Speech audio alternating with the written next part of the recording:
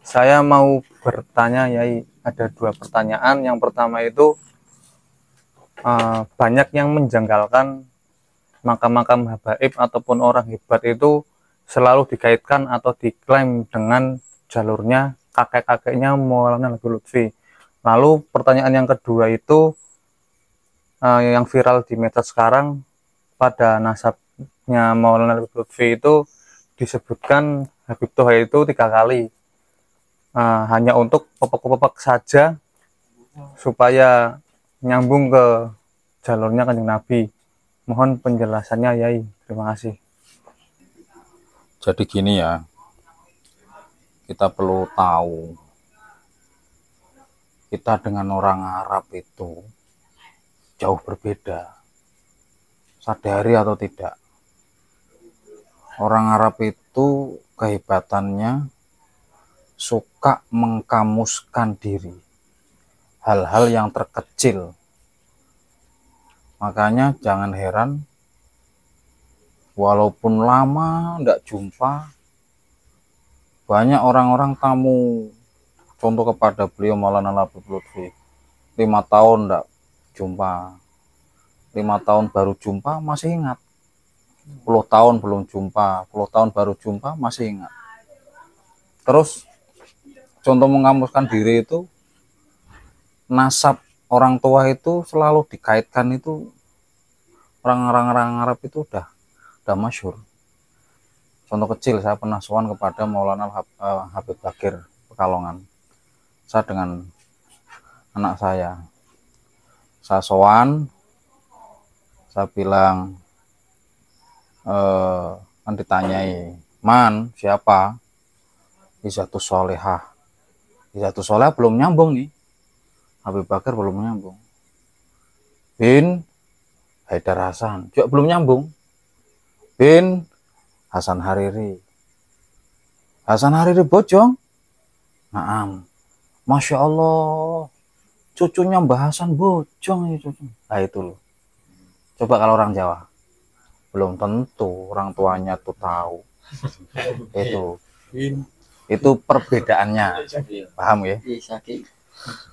Lah terus tadi pertanyaan tentang Maulana Habib Lutfi, kenapa kok makam-makam banyak yang cara nasab itu kakek-kakeknya Maulana Habib Lutfi? Perlu diingat, beliau itu sebenarnya sudah kayak pribumi.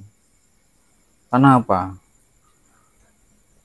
Beliau bin Habib Ali, Habib Ali bin Habib Hashim, Habib Hashim bin Habib Umar, Habib Umar bin Habib Toha, Habib Toha bin Habib Hasan, Habib Hasan bin Habib Toha lagi, Habib Toha bin Maulana Habib Muhammad Qodi Terboyo Semarang. Nah, dari Maulana Habib Muhammad Qodi ini, kakeknya Maulana Habib Lutfi yang pertama kali masuk ke Indonesia. Jadi jaraknya itu sudah hampir sekitar 360-an tahun. Ya 350-an tahun. Lama banget. Makanya yo ndak heran, belum lagi kakek-kakek beliau itu putranya banyak-banyak. Putranya banyak-banyak. Ini tidak usah tak sebut semua karena menyingkat waktu. Fokus di pertanyaan saja. Contoh gini. Tadi tentang Habib Toha. Di jajaran kakeknya Maulana Habib Lutfi itu ada nama Habib Toha 3. Itu memang asli. Contoh yang Habib Umar di Indramayu. Ayahnya Habib Umar ini Habib Toha. Yang dulu terkenal juga Yek Toha. Mbah Yek Toha. Itu di Ciledug. Nah, terus punya ayah lagi namanya Habib Hasan di Lamper, Semarang. Punya ayah lagi Habib Toha di Semarang. Lah, Habib Toha di Semarang punya ayah Habib Muhammad Qodi Terboyo. Habib Muhammad Qodi Terboyo itu punya ayah Habib Toha yang makamnya di Inat, Yaman. Berarti memang Habib Tohanya ada 3. Di Ciledug 1, di Semarang 1, di Inat, Yaman 1. Itu enggak bohong, bukan untuk genep-genep nasab terus biar sampai ke Rasulullah, enggak, asli.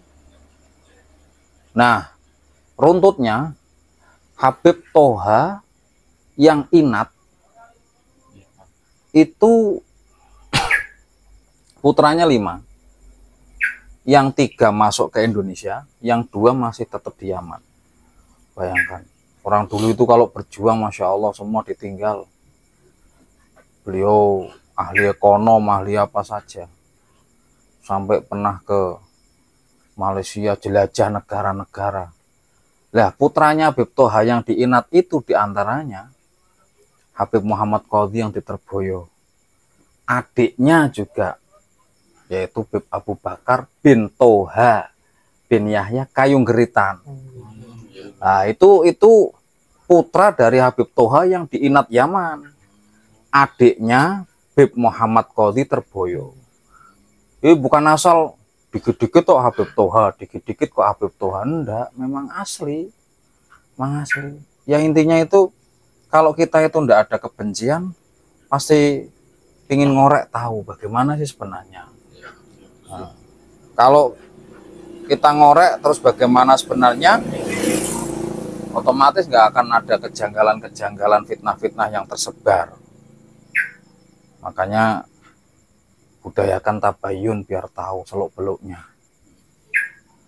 Itu yang pertama tadi. Terus lagi, ini memang saya bawa data karena nanti dikira saya ngarang. Data pribadi saya ini. Nah, Maulana Habib Muhammad Qadhi Terboyo itu juga punya putra yang dimakamkan di Simbah Wali Thohir Jenggot. Namanya Maulana Habib Ahmad Idohuddin. Orang-orang sepuh dulu sering cerita, termasuk Mbah Ya Abdul Fattah Jenggot, berarti putranya Mbah Wali Thohir Jenggot, itu juga cerita. Dan beliau sering ziarah di makam Maulana Habib Ahmad Idohuddin tadi. Itu putra dari Maulana Habib Muhammad Qadhi Terboyo. Maulana Habib Muhammad Qadhi Terboyo, putranya total itu ada 9. Dan semua jadi ulama besar itu. Kalau tersebar 9 ini otomatis kalau ketemu seakan-akan kan dikit-dikit kok kakeknya Habib Lutfi, dikit-dikit kok kakeknya Habib Lutfi. Ini baru 9 loh ini. Nah, belum lagi nanti cucunya, belum lagi loh. Belum lagi cucunya. Nah, yang perlu diingat, nama di kalangan orang Arab itu biasa nama ayah dijadikan nama anaknya, nama kakeknya dijadikan nama cucunya, bolak-balik udah biasa. Nah, orang Jawa juga ada yang seperti itu. Contoh Mbah Yai Mustafa Bisri. Itu juga Mbah Yai Mustafa Bisri bin Kiai Bisri Mustafa. Bolak-balik. Nah, terus lagi putranya Maulana Habib Muhammad Qadhi ada yang namanya Maulana Habib Toha yang di Semarang. Maulana Habib Toha itu putranya banyak. Kalau yang tercatat di saya itu punya istri 3. Istri yang pertama punya putra 4, istri yang kedua punya putra 8, yang satunya punya putra 4. Berarti total berapa putranya? 16. Bayangkan. Ini Maulana Habib Toha Semarang. Nah ini kalau ketahuan, yo seakan-akan dikit-dikit kakaknya Maulana Habib Lutfi. Nah, belum cucunya. 16 loh. Maulana Habib Toha bin Muhammad Qadhi itu. Nah, Maulana Habib Toha bin Muhammad Qadhi punya putra Habib Hasan diantaranya. Terus putranya lagi Habib Toha Ciledug. Lah Bipto Haji Ledok itu punya putra 8 dan jadi ulama semua.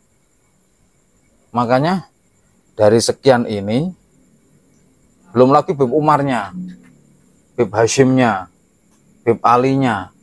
Ini kalau rata-rata jadi ulama tersebar seakan-akan saudara atau kakek-kakeknya Maulana Habib Lutfi semua, apa enggak? Ya seakan-akan iya. Dan ada yang belum ketemu. Ada yang belum ketemu, masih dalam penelitian. Beliau kalau meneliti tidak sembarang penelitian. Itu biar menjawab bahwa tidak heran kalau makam itu seakan-akan kok bin Yahya jalurnya dari kakek-kakeknya Maulana Habib Lutfi itu bukan ngarang, bukan pemalsuan sama sekali. Karena kakeknya Maulana Habib Lutfi itu 350 tahun yang lalu sekitaran itu sudah masuk ke Indonesia. Itu. Dan mereka para pejuang rata-rata. Lah Maulana Habib Lutfi itu bukan hal yang baru. Ada yang menjanggalkan, Habib Lutfi itu kok baru-baru ini terkenal ya, kakek-kakeknya enggak kayak terkenal orang-orang dulu. Kakeknya itu ngalim-ngalim semua. Cuman banyak yang mastur. Contoh ndak usah jauh-jauh, Maulana Habib Hashim Sapuro itu gurunya ulama-ulama besar. Maulana Habib Hashim itu gurunya ulama-ulama besar. Ngalim betul. Belum lagi ada Maulana Habib Umar Indramayu. Itu juga mualim luar biasa. Nah tadi yang saya sebut Maulana Habib Muhammad Qadhi itu termasuk yang dijuluki Qutbil Ulum, punjernya para ilmu. Makanya saya sarankan berbeda pandangan monggo, tapi jangan luapkan kebencian. Semakin kesini saya juga heran, apa sih? Ada kesalahan apa Maulana Habib Lutfi dengan orang-orang yang benci itu? Kirap merah putih itu pertama siapa yang menggagas? Beliau Maulana Habib Lutfi. Dan modal sendiri apa sendiri? Sebelum ada pengajian-pengajian lagu Indonesia Raya, siapa yang memperkenalkan lagu Indonesia Raya di pengajian? Maulana Habib Lutfi. Cinta tanah airnya udah nggak diragukan lagi. Baru-baru sekarang ulama-ulama pada ngikut. Makanya tidak heran kita biar tahu akhirnya, oh iya ternyata Bib Toha itu bukan asal sila ngarang, tapi memang asli ada. Cukup sekian, mudahan mencerahkan.